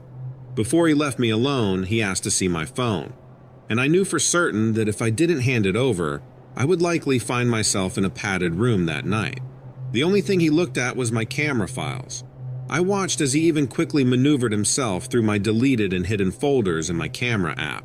He eventually gave me back the phone when he didn't find anything. I mean, he was very stealthy and was no way just a normal old Parks and Wildlife guy. And then that was that. The tow truck came and I caught a ride back with them, knowing full well that there was a dead jaguar in the back of the Parks and Wildlife truck, even though they claimed it was something else. Maybe this isn't the right show for this story, but I don't know who else to tell. I don't know what the cover-up is about. It's not like this is some mythical beast. These things are real animals. We know they exist in the world. And I can tell you firsthand that, while they might have been extinct in Texas at one point, they are back now. Or, at the very least, they are being hidden nearby. And this one escaped.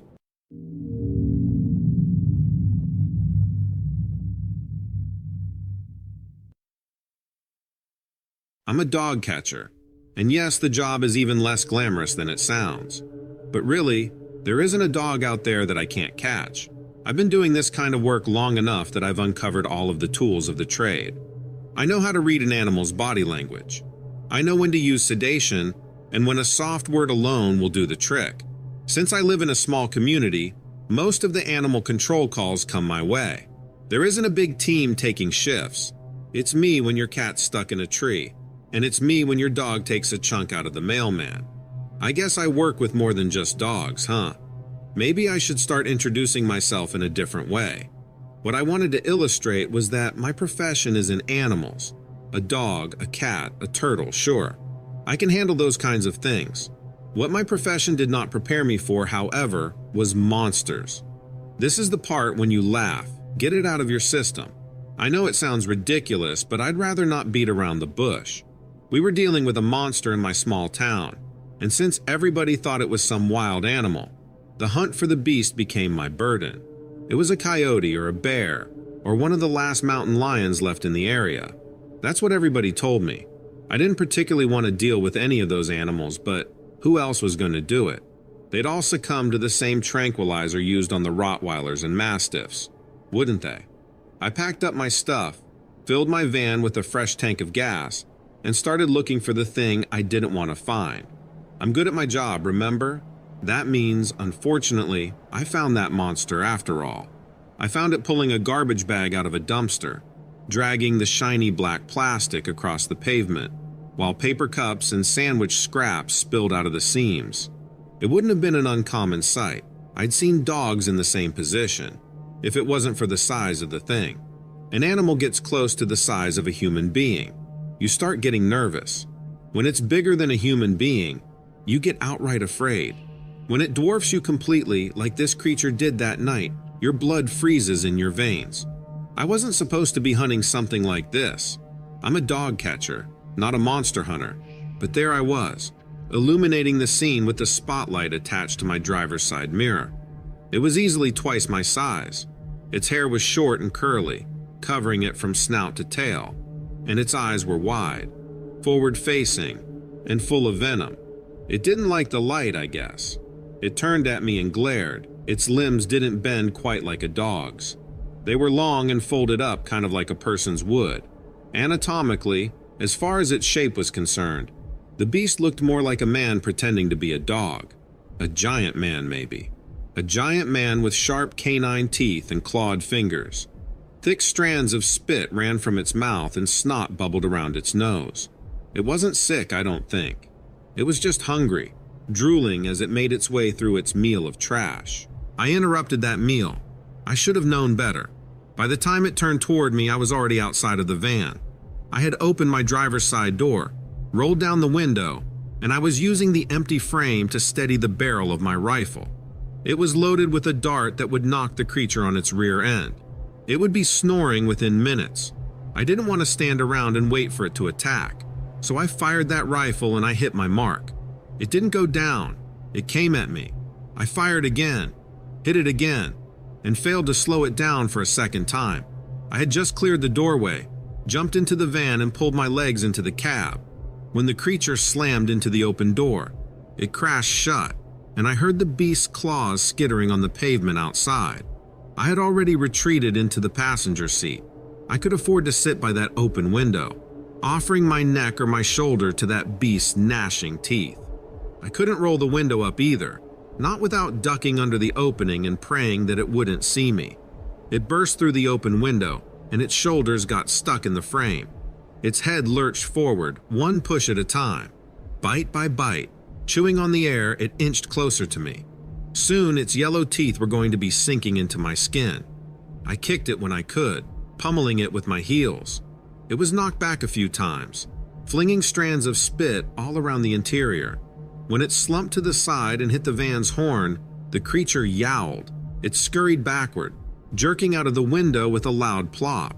I guessed what to do next and jumped for the horn, laying on it and watching the beast run. It must have had a good pair of ears for sound to hurt like that. Either way, I was thankful, but I hadn't done my job. I made a recommendation. The next night, I wanted the community to create as much ruckus as they could. A few of us honked our horns into the late hours of the night. Others blasted music and few set off fireworks that weren't exactly legal. We didn't see the creature leave town, but we also never saw it again. I'm a dog catcher, right? That thing wasn't any type of dog that I'd ever seen, and chasing it away was the best that I could do. Man, that night was something else, I'll tell you. The whole town pulled together like one big team, united by the shared terror of that beast. I guess fear is one way to bring folks together, huh? After that night of noise and chaos, the creature vanished from our town, but the experience lingered on in our minds. People started to treat each other a bit differently, with more understanding, knowing that we had all faced the same fear. As for me, well, I went back to my regular duties, chasing down stray dogs and making sure they got back to their owners safe and sound.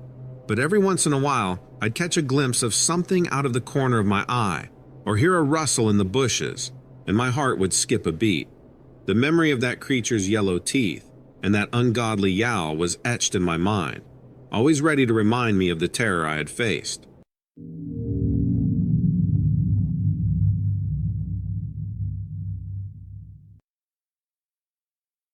I'm coming to you from upstate Massachusetts. I've had an ongoing experience over the past couple of months that I think is right up your alley. I'm a gardener, and due to the area I live in, I usually work for some very rich people. I'll usually work for the same estate or mansion for as long as they'll have me. It's more predictable than you'd think, honestly. My last job before this one lasted 8 years, but my boss moved down south and sold off his mansion. I got sacked during the off-season, so no one was really hiring. When I found a job at a new estate, I honestly felt pretty lucky. When I first got hired, I was told that the only people who lived at the estate were a couple in their 30s. The home had been passed down on the husband's side, and it was plopped in the middle of nowhere. They couldn't rent it out because it was too far from the ocean or any attractions. They didn't have any pets or kids. It was just the couple, Mr. and Mrs. Davis, and US staff members. The first problem was that they didn't have enough staff for the place. The Davis's garden was big enough that it could have used 5 gardeners for the upkeep, but they only hired 2 of us. Normally, I would have taken that as a red flag, but like I said, I needed the money. I started in the fall, so I was thrown headfirst into planting season. I spent most of those first few weeks just getting rid of the dead trees that had overtaken the place. It's normal for a landscaper to miss a tree or two, but it was like the whole garden had died. The garden hadn't been properly taken care of in years, and a lot of the estate was like that too. Some areas of the house had been straight up abandoned. We had our staff quarters out back, and those were fine, but the rest of it? Half of the rooms in the main house looked like they hadn't been touched for decades. One night, I asked the chef about it, since he had been on staff the longest. I thought maybe the house had been someone's 3rd or 4th home, and they had stopped caring about it because no one actually lived here. But he said the house had been the main home for Mr. Davis's family since he'd been born. Things didn't start going downhill until about 6 months before I was hired. Most of the staff assumed that the money was running out. That was the easiest way to explain such a drastic shift. I believed that explanation too, until one night I stayed out in the garden after dark. I wanted to finish building some plant beds so that I could be done for the week. That way I could spend a few days in the nearest town and see if there was any last-minute work there. I was by myself, at the back of the gardens, and I was working right at the edge of the forest line. My flashlight died. Before I could head for the house, I felt someone pressing down on my shoulder. A blast of cold air rushed through me. It was so frigid that it gave me the shakes. I heard a pair of footsteps walking away from me, toward the main house. Now it was dark out, but between the moon and the lights from the mansion, I could see a little bit, and I knew there was no one out there except me. But I could hear those footsteps. It was unmistakable. I couldn't explain it, and I didn't want to. I grabbed my tools and headed back to the staff quarters as fast as I could. I was trying not to make too big a deal out of it, but I was shaken up. I knew what I felt. That was only the first time I felt the presence of something else. Over the next few weeks, it kept happening. Something happened every couple of days. I started keeping a journal to record my experiences, just so I would know I wasn't crazy. Usually I would be working in the garden, or alone in the kitchen, but it didn't really matter. The pattern was the same. The nearest light source would go out. I'd feel someone touching me, like my elbow or a pat on the back, as if they were asking me to move over. Then, a blast of cold. It felt like instant hypothermia. After the fourth or fifth time, I couldn't take it anymore. I asked the other gardener, Jeff, if anything weird had happened to him. And at first, he laughed it off like nothing was wrong. I thought maybe I was the only one. But the next time it happened, we were together, and he felt it too. Apparently, this thing had been freaking Jeff out at the same time it started visiting me. He just didn't want me to think he was crazy. I asked the other staff members and tried to be discreet about it. Two of the housekeepers, plus the chef, also felt that strange presence. We started working in pairs to make sure no one was ever alone. We didn't know what this thing was or what it could do after all. It slowed down everyone's productivity. But the Davises either didn't notice or didn't care. One of the housekeepers found a new job and booked it out of here. The rest of us are only sticking it out because we don't have anywhere else to go. It's not like the presence or spirit or whatever it is has really tried to hurt us. But Jeff thinks that if it's a ghost, it's only a matter of time before things escalate. We'll see. I'm trying to find work before the new year because I don't know how much longer I can take this. If things do get worse, or the spirit becomes more active, I'll get back in touch to let you know. I hope it doesn't come to that, but I'm sure that you and your listeners would be interested in a follow-up. Thanks for listening. I really appreciate it.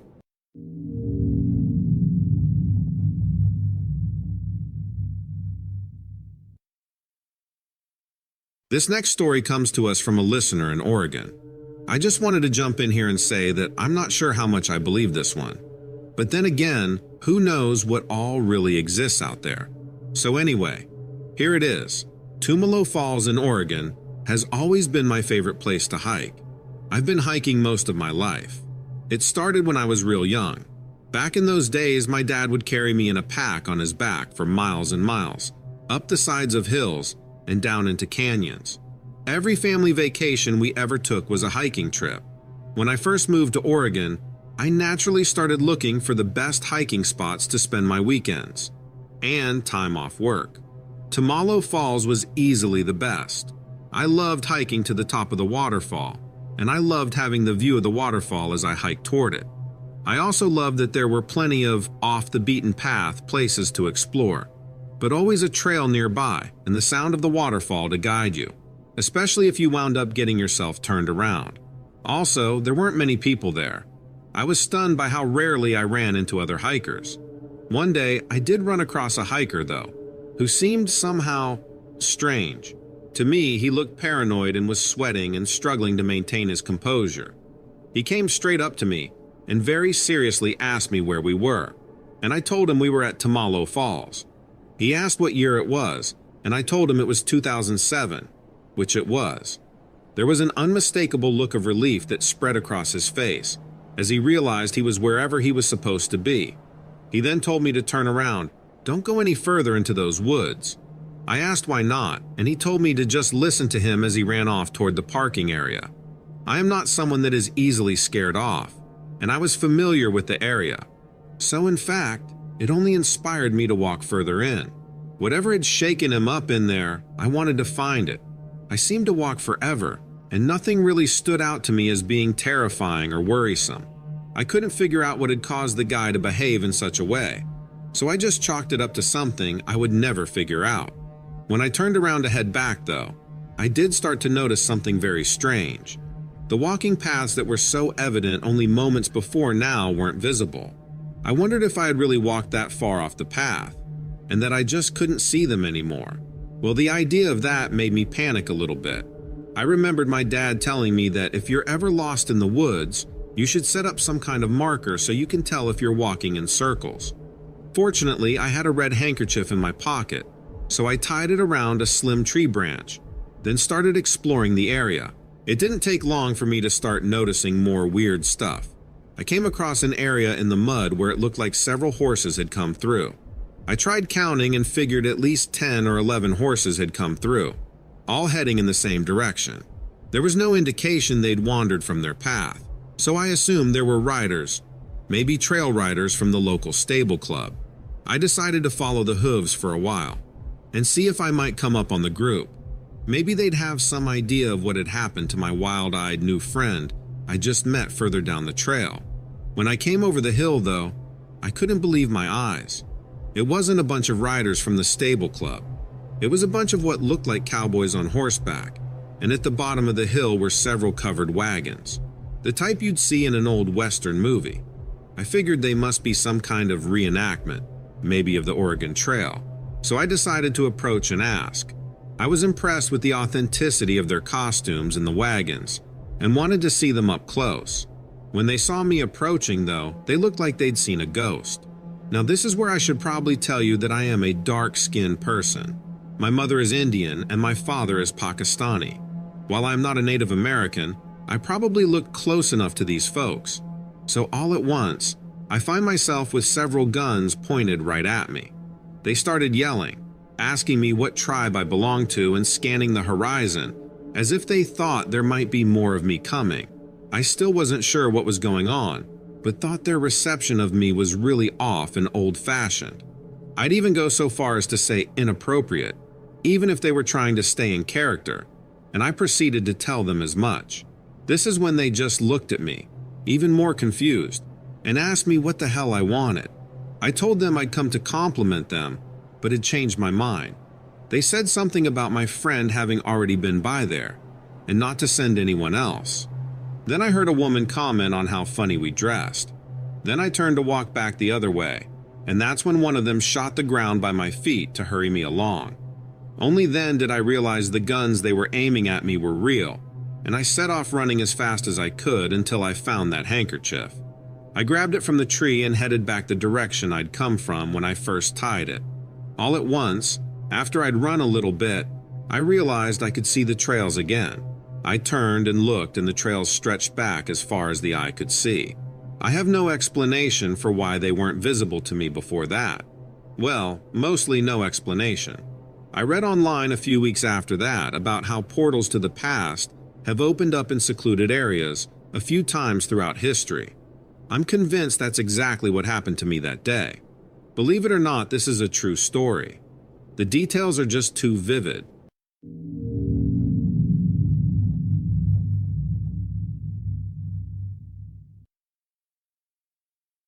I work in the real estate business and have been flipping houses for about 2 years now. Although I've seen a lot of weird stuff over the years in basements of our houses, I've never seen anything quite like this.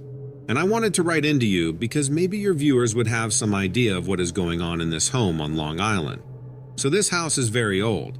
I think it dates back to around the late 1800s. The style is a typical Queen Anne, with high-pitched roofs, a large wraparound porch, old decorative shutters, gorgeous wood trim, and massive stained glass windows. The whole house is actually in great shape for its age. In fact, it's almost like the house hasn't aged at all. The previous owners were a couple in their 90s, who both died in the master bedroom on the very same day. I obviously found that unusual, but didn't think much about it at this point. They didn't have any kids or other family, so unfortunately the house ended up for auction. In these auctions, they don't show photos of the inside of the home, only the outside. It's a risk, but I wanted to bet on it. So I put in my best bid, and I won. I was planning on doing a complete overhaul and renovation. Many houses in the house flipping business are foreclosures. They usually haven't been well maintained by their owners and typically have garbage thrown about, windows broken, doors off their hinges, and sometimes even graffiti all over the place. You know the type. We flippers go into these old houses with boarded up windows and make them look beautiful, or at least nice enough for a young family to move into. Usually, at a minimum, the kitchen and bathrooms need to be completely gutted and redone. The bedrooms usually need carpets ripped up and replaced with hardwood. The light fixtures need to be replaced. However, none of this was the case at this old manor. When we opened the front door, it was like it was frozen in time. Nearly every surface was spotless and in great condition. The kitchen had a working gas stove, a refrigerator that worked, and a shiny, clean sink. I just couldn't believe my eyes when I opened up the toilet seat to see perfectly clean white porcelain.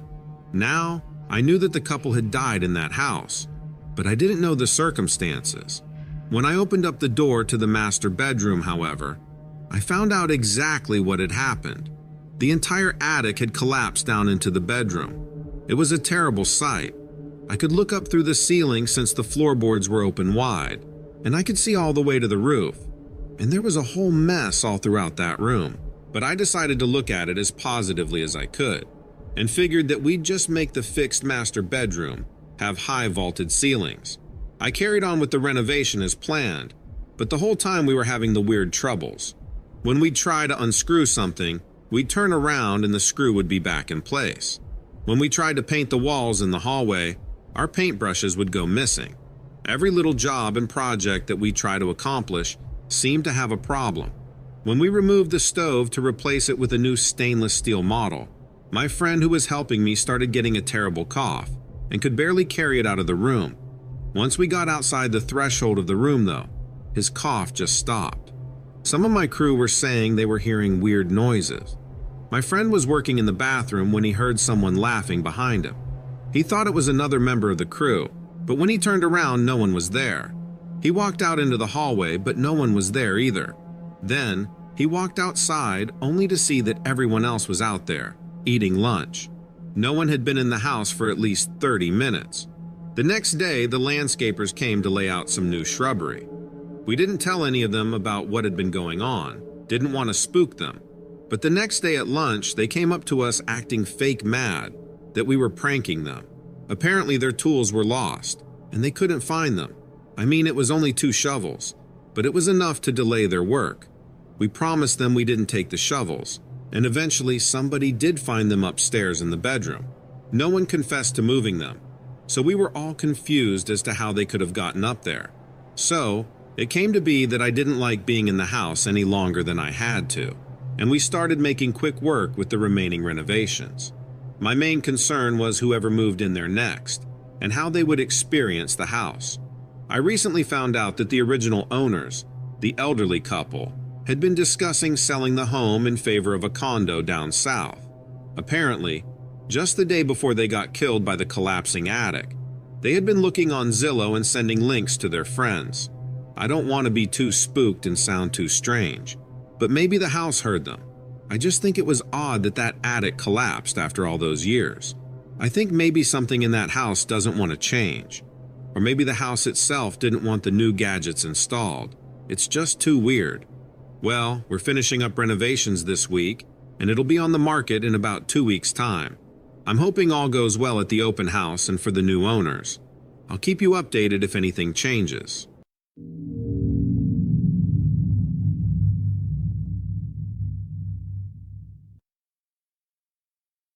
Getting my diving certification has to be one of my proudest moments. It also led to one of the most terrifying experiences I've ever had. Despite having all the safety gear and precautions in place, I couldn't have prepared for this discovery. Recently, I had the opportunity to visit Indonesia. In Indonesia, there are many dive locations, ranging from popular to little known. I did some research and chose to explore the ancient seabeds. The spot is well known to the locals. They swim and wash there. But beneath the surface, a limestone bedrock housing fossils of sea life that is 100,000 years old. It was an opportunity to visit ancient coral and caves galore. My dive team consisted of 4 experienced divers. We were all incredibly excited. We had all the precautions in place, and we planned to set out on our expedition early in the morning. I couldn't wait to get out there. I hardly slept the night before from the anticipation. I had my lights, my guideline, and equipment all ready. I was loading up to travel when my diving partner called to tell me he couldn't make it.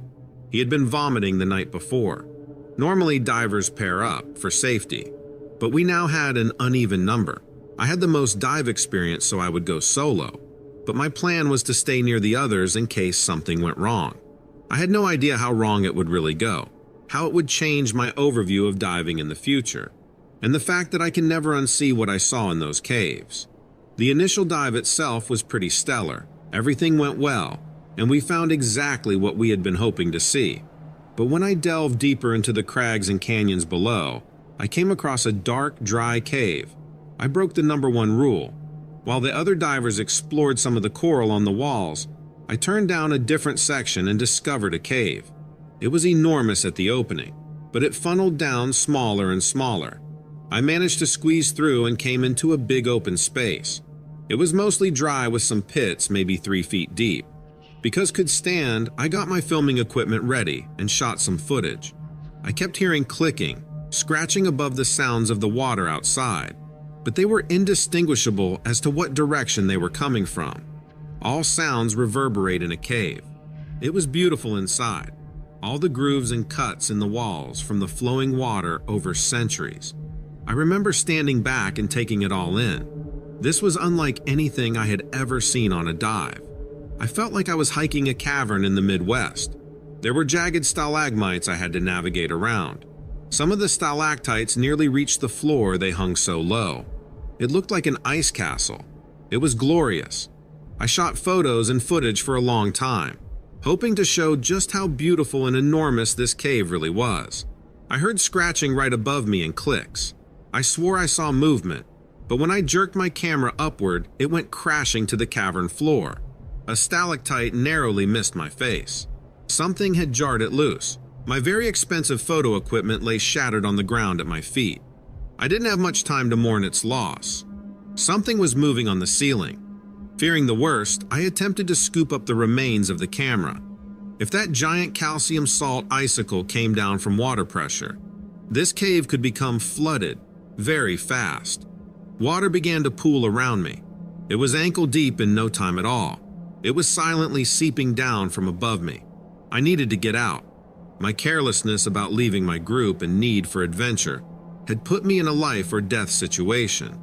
I started to panic. Everything around me looked the same: calcium crystals, muddy water. I couldn't remember which way I had come in. I saw movement above me once again and heard clicking. Another massive stalactite fell behind me. I looked up. Something was crawling on the ceiling. I caught it out of the corner of my eye as it scrambled behind a mass of crystal. I stupidly said, "Hello," but my voice was muffled from my equipment and fear dragging a lump down my throat. A huge chunk of the ceiling fell just feet from me. That got me in gear. I needed to get out. I needed to find the exit I had squeezed through. I made my way to the wall and started looking for the hole I came in through. Something was moving on the massive ceiling above me. When I looked up, I immediately stumbled back. This naked-looking thing on 4 legs was clinging to the wall. It was pale and covered in veins. My light found it, and I fell to the floor. Its face looked gaunt and horrible. There was a gaping hole of a mouth and big black eyes. I screamed. I screamed and choked on my own breath. The creature began to descend down the wall with lightning speed. It was coming toward me, clicking and scraping huge trails down the wall as it moved. It moved so fast. Chunks of calcium were raining down on me as I felt around on the wall looking for the way out. The creature was maybe 20 feet away. It looked incredibly human, but insane and horrifying. Somehow, I found the hole in the wall I had come through. I squeezed through it. I stumbled into the pool and swam for my life, back to the boat. I have swam with sharks. I have jumped out of airplanes. But I have never been so scared in my life. That thing, it wasn't human. I honestly don't know what it was, and I don't really want to think about it at all anymore.